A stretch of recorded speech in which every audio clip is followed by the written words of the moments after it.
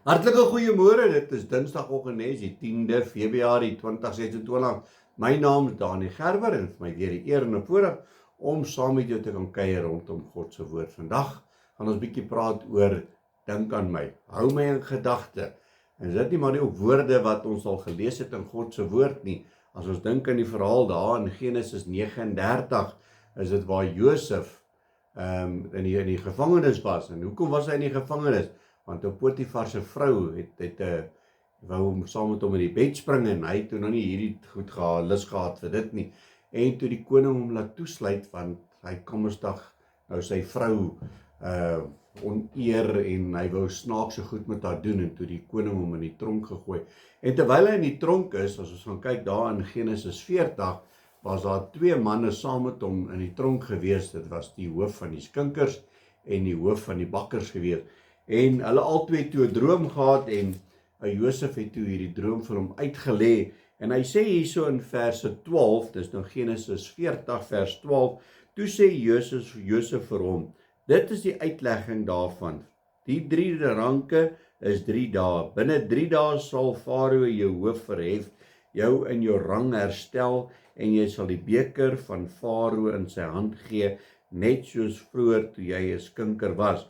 Hou my tog net in gedagte as dit met jou goed gaan en bewys my tog 'n guns en maak melding van my by Farao en bring my uit hierdie huis uit. Hy het so vir hom gesê, weet jy, ek het nou vir jou 'n guns gedoen, man, sorg nou 'n bietjie vir my, weet, dan gee dit vir my ook. En ongelukkig, die bakker, sy droom was toe nou nie van die beste gewees nie. Hy is toe opgehang en die voëls het sy vleis van sy liggaam afgeëet en goeders. So hy het nou nie 'n goeie een gehad nie. So hy kon nou nie vir die Farao 'n goeie woord gaan gee nie. Maar hierdie skinker het toe net van Josef vergeet. En hy sê hierso verder vir ons in Genesis 41. Hy sê Josef verklaar die drome van Farao. Hy sê na verloop van 2 volle jare het Farao 'n droom gehad dat hy by die Nyl staan. So 2 jaar wat hierdie skinker terug was in sy posisie en hy het nie een dag gedink aan Josef nie. En op 'n dag kom maar toe dat die koning toe nou 'n droom het en Josef moet ook die koning se droom uitlê.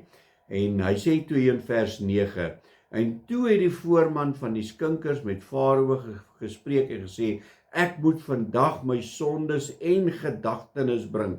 Farao was baie kwaad vir sy dienaars en het my in bewaring gegee in die huis van die owerste van die leiwag, my en die voorman van die bakkers. En ons het in dieselfde nag 'n droom gehad en ons het gedroom, elkeen 'n droom met besondere betekenis. En daar was by ons 'n Hebreëse jongman, 'n knegt van die owerste van die leiwag. Aan hom het ons dit vertel en hy het ons drome vir ons uitgelê. Aan elkeen het hy die uitlegging volgens sy droom gegee.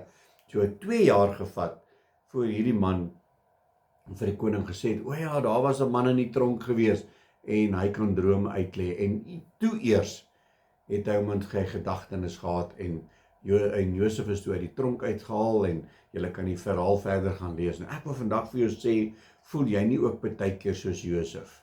Die mense het jou vergeet, jy's daar diep onder in 'n gat, jy's in jou tronk en al wat jy gevra het vir mense wat saam met jou is, mense in jou samelewe, in jou binnekring, in jou kerk, in jou gesin, en vir jou gesê, wie dink net aan my? Wanneer dit goed gaan met jou, dink net aan my, want dit gaan nie nou goed met my nie. En mense doen dit, hulle maak beloftes en sê, ja, sal aan jou dink, en dan is dit op die dag, op het kom, dan het hulle nie aan jou gedink nie. En ek wil vandag vir jou sê, al het mense jou vergeet, al lê jy 2 jaar in jou omstandighede, en hoe lank dit ook al mag vat vir jou, en weet een ding, soos God saam met Josef was, sal God jou nie verlaat nie. Hy sal saam met jou wees, hy sal jou uit daai omstandighede uittrek.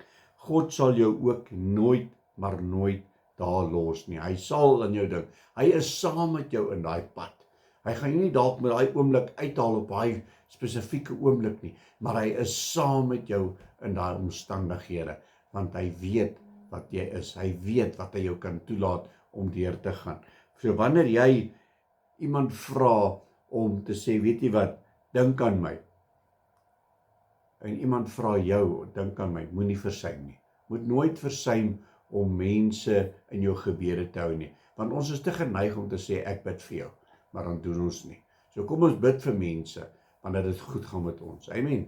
Kom ons bid saam. Aba Vader, Here, ons loof en prys en eer die groot en heilige naam. Here, baie dankie vir vandag. Dankie dat ons die voorreg het, Here, om aan mense te kan dink wat nie op 'n goeie spys is nie. Baie kere is ou net nie op 'n lekker plek in jou lewe nie en jy het net gebed nodig.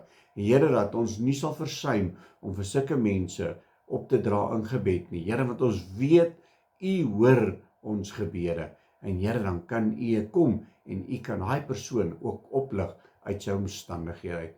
Hou ons trou is my gebed in Jesus naam. Amen en amen. My liewe boetie en sussie in Christus, gaan uit vandag, soos ek elke dag sê, gaan verkondig die evangelie van Jesus Christus. 'n Geseënde dag. God bless.